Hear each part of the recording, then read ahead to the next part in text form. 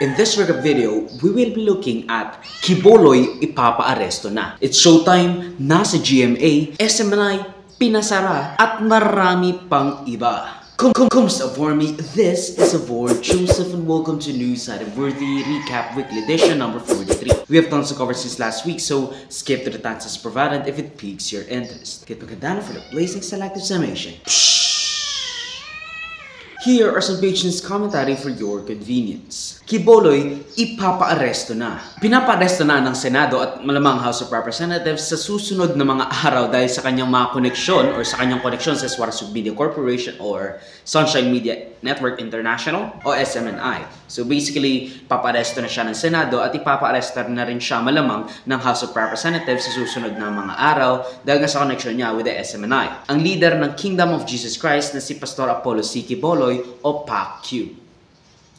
Matatandaan nating these past few weeks have been hectic for the disgruntled pastor dahil kabi-kabila na lamang ang investigasyon sa kanyang mga gawain with regards to alleged rape, sexual harassment / assault, and human trafficking as the leader of the Kingdom of Jesus Christ. And also SMNI with their franchise violation daw kuno. I'm not really sure, but you know, that's why there are hearings to actually find out what is actually happening. And even though I don't think they could imprison someone, they probably could or detain them for a little while. Because as we said and will be saying, that the judicial branch of the government will be the one presiding over that, just like what Senator Marcos and Senator Robin Padilla has already said. Isinapina ni Senator Risa Hontiveros na nangunguna sa investigasyon as the chairperson ng Committee on Gender, Women, and Children Juveniles, si Pastor Apostol C. Quiboloy o again, PAQ. Dahil sa patong-patong at sabay-sabay na pagbabugan sa pito o whistleblow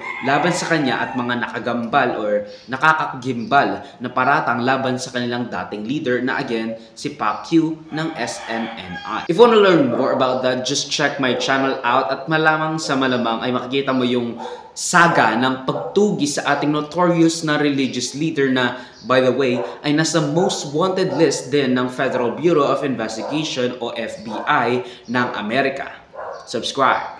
So, naudlot ang pagpapa-aresto kay Pastor Apollo C. Quiboloy nang tutulan ni Senator Padilla ang pagsa-cite in contempt ni Senator Risa Hontiveros kay Quiboloy nang siya'y mang-Indian sa sabina na inhiyain sa kanya ng komite na again led by Hontiveros. Nakakalap si Senator Padilla ng 5 pirma ngunit ito hindi sapat dahil nga kailangan niya ng 8 or majority ng mga tao sa komite. Ang mga senador na naghahayag ng suporta at kontra sa pagka-aresto kay Pastor Apollo Quiboloy ay ang mga sumusunod and especially their reasonings. Senator Padilla, who looks at him as a hero and a friend that defeated the NPAs and invoking the separation of church and state, also echoing Senator Marcos's allegation of political persecution o pamumulitika laban kay Quiboloy dahil sa bilis at dami raw all at once ng mga tumestigo laban sa pastor at ang pagpapatuloy ng mga alegasyon sa korte at hindi sa legislatura. Tapos ituturing pa nilang kaibigan at bayani dahil sa pagtulong nito sa bansa in multitudes of ways, like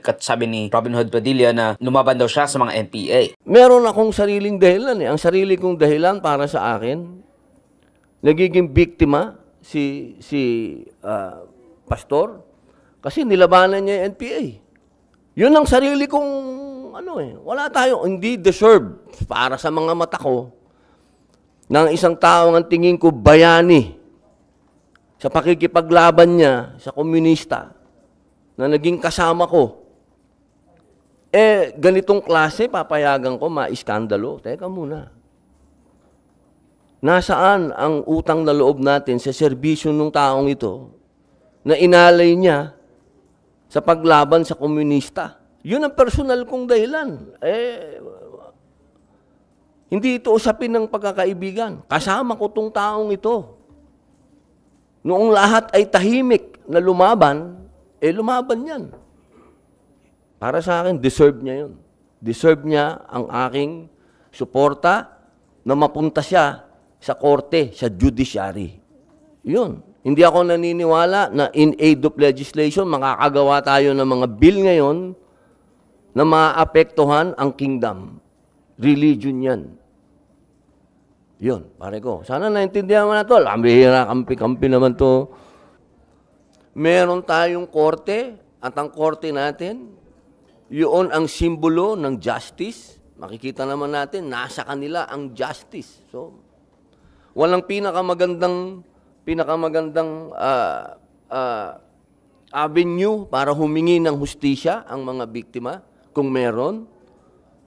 Invoke rin ni Senator Padilla ang separation of church and state sa konstitusyon at sumang-ayon sa sinabi ni Senator Amy Marcos na ituloy na lang sa korte ang gustong ipasulong ng komite. Parang hindi naman siya tama at sa palagay ko, sasamahan kami ng iba pa naming grupo, Senator Go, Senator Cynthia, ako, pero hindi pa yata kami umaabot ng kinakailangan na 8 votes or 7 votes para ma-withdraw yung contempt order.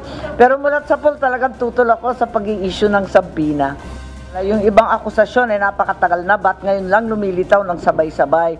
Baka naman may nasa likod ng lahat na ito. Kaya gusto natin bigyan siya ng pagkakataon, higit sa lahat.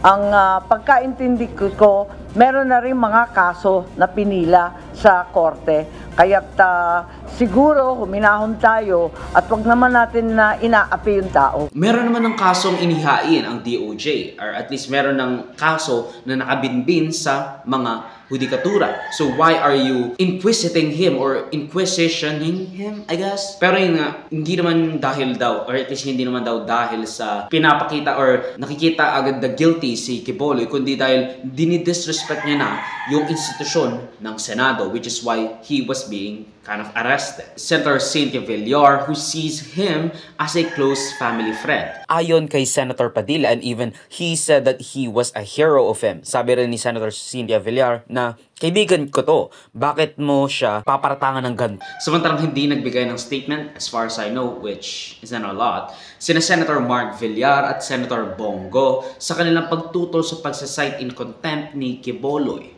So basically, sinasabi ni Senator Cynthia Villar, you know, he's a friend. Why would you do that to a friend? And I don't think or even imagine na magiging ganyan si Pastor Quiboloy. Nanaig si Senator Risa Hontiveros nang hindi makakuha si Senator Padilla ng 8 pirma. Inadvisean naman ni Senate President Meg Zubiri si Senator Risa Hontiveros to exhaust all possible avenues para papuntahin si Quiboloy para wala namang masabi. Sasabihin nila, hindi siya binigyan ng due process kasi hindi siya pinatawa ng show cause order, which just goes to show you na it's a tricky thing to do, I guess. Pero I think it would need at least 3 committee hearings for one person to be, you know, cite in contempt. Pinatawan ni Senator Risa Hontiveros si Quiboloy according or at least in hopes na talagang pirmahan na ni Senator Meg Zubiri sa Senado para sagutin yung mga paratang na kanyang ikinakaharap. She didn't think it was a compelling argument or at least yung show cause order na yun para paliwanagin siya kung bakit hindi siya dapat arrestuhin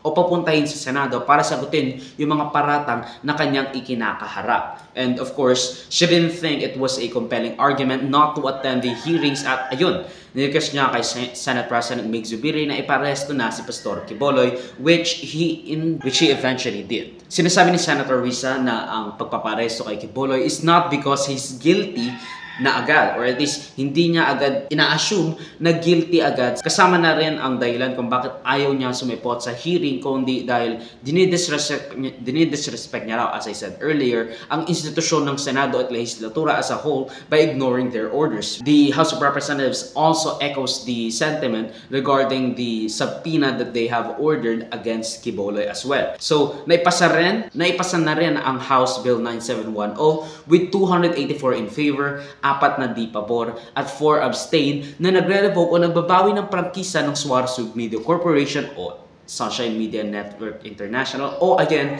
SMNI sa Kamara. Inaantay na lang ang Senado at Hekutibo para sa pagpapawalang bisa ng kanilang prangkisa because again there's a lot of shit that you have to know. So check my videos out, okay? So subscribe to the channel and follow the links in socials of Ward Joseph that will be linked down below. Here are some more page news for your convenience.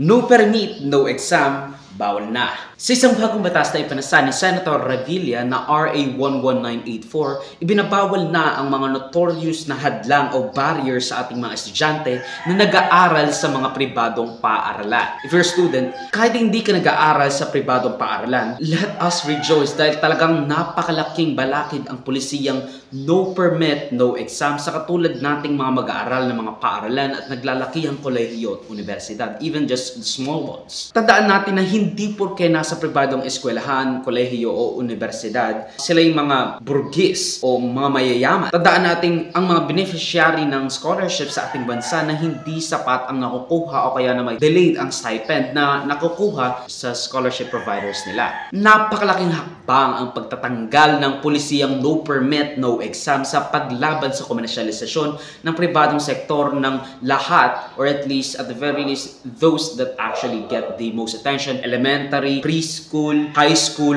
at tertiary education that only benefits the rich and punish the poor. So, tandaan din natin hindi lang pribado kundi pati pampublikong paaralan ang kinokompel to provide students ng kanilang mga exam kahit na hindi pa nakakapagbayad ng mga required na matrikula, which I don't know if there is in the public sector, but whatever. Kahit walang permit, although I don't think there's any public schools who do that, kasi even in the public tertiary or state colleges and universities na pinasa ni Duterte last 2017, walang matrikulang babayaran, or at least wala dapat na mga matrikulang babayaran. Pero kahit na maganda itong inisyatibong ito, kinakailangan pa rin ng sertifikasyon ng DSWD na talagang disadvantaged ang students, or at least yung certificate of disadvantagement. So basically, pinapakuha mo sila, or at least hindi siya makakapagbayad ng kaniyang mga bayarin sa eskwela, which kind of defeats the whole purpose kasi it's supposed to be universal. It's another barrier para sa mga estudyante. But of course, it's another barrier para sa mga estudyanteng disadvantaged na nga. Tapos hihingan mo pa ng maraming dokumento to prove na they are in fact disadvantaged. So it kind of defeats the whole purpose kasi nga it's supposed to be universal, or at least yun yung polisiya. Pero I guess kailangan pa rin protektahan ang interes ng mga eskwela para raw hindi maabuso yung certificate. Although, again, ang daming burokrasya sa DSWD. At of course, hindi sila perfect sa pagbibigay nun.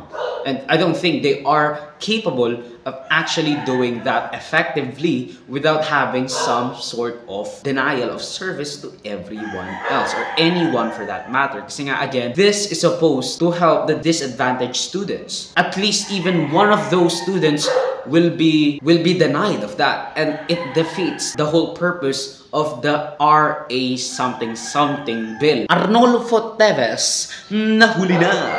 Nasa kamay na ng Pilipinas si dating Representative Arnolfo Teves Jr. na nakatira sa Timor-Leste matapos ang mahigit ang 1 taong habulan, tanggihan at taguan ng gobyerno at ng kampo ng dating congressperson na si Arnolfo Teves Jr. na nagtago dahil sa kanyang involvement di umano sa pagpatay kay dating Negros Oriental Governor Roel Degamo in broad daylight habang namimigay siya ng 4 piece, I think. Basta yung ayuda, namimigay siya ng ayuda tapos biglang pumasok na lang sa compound nila yung mga armed people. I guess, matatanda ang pinaalis na si Teves Jr. sa House of Representatives dahil sa kanyang patuloy na pag-absent, paghanap niya or pagsisik niya ng political asylum sa Timor-Leste, which basically meant na iniiwan niya na yung kanyang responsibilidad at of course yung kanyang siniserve, which is the Negros Oriental people, I think. Pero yun na nga, at mga malalaswa umanong gawain sa social media like him twerking na nakasando at boxer in Facebook. Pero yun na nga, dineklara na rin siyang terorista ayon sa Anti-Terrorism Council. Ipinawalan na rin ng visa ang kanyang pasaporte, which meant he's an alien. Kaya kahit walang extradition treaty ang Pilipinas sa kung saang bansa man siya mapunta, madedeport pa rin siya dito kasi nga walang visa ang kanyang mga ang kanyang pasaporte. Kasi an extradition treaty is an agreement between two countries na, oy, kapag may fugitive kami dito sa Pilipinas, pumunta sa inyo, sa Timor-Leste, well, kukunin namin siya. Pero dahil walang agreement ng extradition treaty ang Pilipinas sa Timor-Leste, which is where he most likely is and is already there, well, ang ginawa na lang nila, nirevoke nila yung passport ni Teves Jr. para naman maging illegal alien siya at, of course, makocompel yung Timor-Leste to find him and deport him back to the Philippines. And that's kind of a genius strategy, and I will definitely, when I become the president of the Philippines, ganun ang gagawin ko. Lalo na sa mga walang sa mga kupal. Pero ayun na nga, naglalaro pa nga siya ng golf noong siya'y nahuli. Of course, hindi Pilipino ang humuli sa kanya, kundi ang pulisya ng Timor-Leste, of course, with the NBI on standby. Kung saan siya ay nakadetene at malamang sa malamang ay haharap sa mga paratang laban sa kanya, linking him to the assassination of the deceased governor and political rival, Roel Degamo. Rapid Fire News! It's Showtime nasa GMA na. Starting April 6, mapapanood na ang It's Showtime sa GMA sa premyadong noontime slot matapos ang ilang buwang mababang ratings ng pumalit sa Itbulaga ni na Tito, Vic, and Joey matapos silang umalis sa programa in a pretty scandalous way sa programa at dumagda sa TV5. I think July 1. I'm not sure. Pero this is kind of a historic time considering talagang magugulat ka na lang, or at least kapag tinanong mo yung tao in 10 years or 10 years before, or I think 2014, bakit nasa GMA yung It's Showtime, magugulat sila sa'yo. Anong pinagsasabi mo? Basta yan. This is kind of a historic time considering talagang magugulat ka na lang sa pangyayaring nangyari just these past few years, or at least even this past few years. Kasi noon, talagang labanan ang noontime show ng ABS-CBN with It's Showtime at GMA, which is the Itbulaga one. Tapos simula nung umalis sina Tito, Vic, and Joey because of some disagreement with Tape Inc. ni Halos Host, nabigyan ng chance ang TV5 na almost non-existent to reinvigorate itself at, i-push sila in the noontime shows. So, samantalang unti-unting bumagsak ang rating at viewership ng pumalit sa TVJ, which led to them ceasing operations. Kasama sa signing ang mga executives ng ABS-CBN at GMA, pati ang mga hosts ng It's Showtime. So,